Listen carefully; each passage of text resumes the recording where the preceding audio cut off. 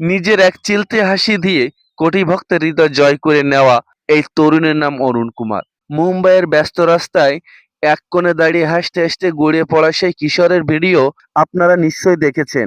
গায়ে সাধারণ শার্ট, হাতে চায়ের কাপ আর জোকস শুনে এমন এক নির্মল হাসি দিয়ে মুহূর্তের মধ্যে ভালো করে দেয় দর্শকদের মন। বিশ্বজুড়ে নেট দুনিয়ায় ভাইরাল হওয়া সেই হাসিওয়ালা কিশোর এখন কোথায়?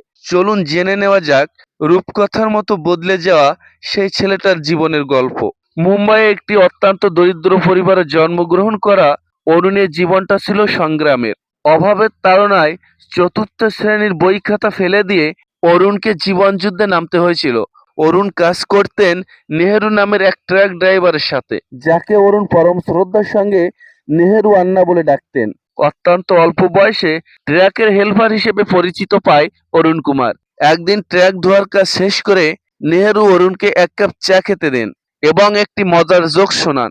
জোকসটা শুনে অরুণ মন প্রাণ খুলে অষ্ট হাসিতে মেতে ওঠেন আর সঙ্গে সঙ্গে নেহেরু সেই হাসি ভিডিও করে সোশ্যাল মিডিয়ায় আপলোড করে দেন। মুহূর্তের মধ্যেই ট্র্যাক হেলপার থেকে অরুণ হয়ে ওঠা এক বিশ্বজুড়ে পরিচিত এক মুখ। তবে অরুণের সেই ভাইরাল হওয়া হাসি কেবল লাইক কমেন্টের মধ্যে সীমাবদ্ধ থাকেনি, সেই হাসি নজর কেড়েছে ভারতের রাজ্য সরকারের। সঙ্গে সঙ্গে অরুণের জীবনের মোড় ঘুরে যায়। হেলপারি ছেড়ে দিয়ে অরুণ ফিরে যান তার স্কুলের বারান্দায়, যা তিনি ছেড়েছিলেন শৈশবে।